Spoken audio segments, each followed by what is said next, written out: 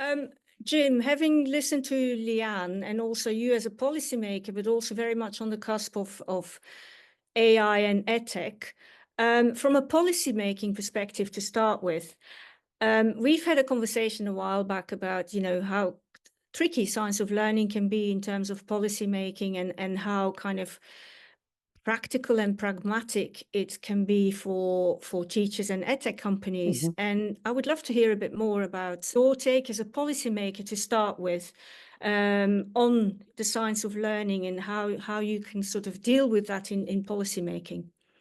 Thanks, Carl, and thanks for inviting me into the discussion. Um, no, I think starting at a slightly more depressing end of things, to an extent, I'm afraid it is often a dialogue of the deaf. There is a huge amount of learning science out there. There's a lot of research taking place. There's a fair amount of policy taking place. How much the two proper, properly listen to each other is much more narrow.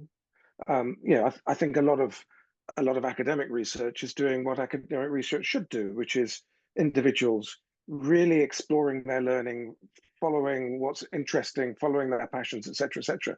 Now, whether that actually aligns to the problems that policy is trying to solve is fairly random.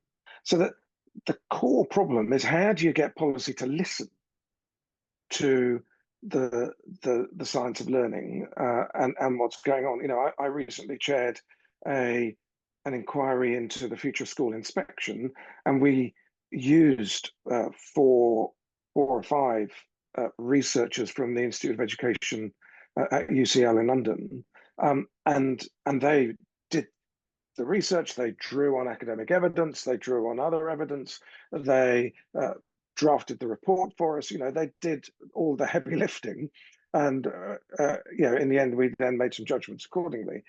The fact that we were making judgments, I suppose, then goes to another problem, which is, in a way, it feels at a policy end, it feels like there's evidence for anything that you want. If you look hard enough, you can find evidence to justify any kind of policy, and so which way around that goes is another question. That goes to my final point, probably, which is the innovation problem, especially when we come to technology and this sort of the virgin territory of AI in many ways, which is, if in the end the type of evidence that you really value are things like randomized control trials, they take a long time. They're a bit frustrating for policy because you don't want to wait that long. And if it's technology and innovation that's moving really fast, faster than policy, let alone faster than randomized control trials, how are you going to use evidence? How are you going to use the academic research? How you can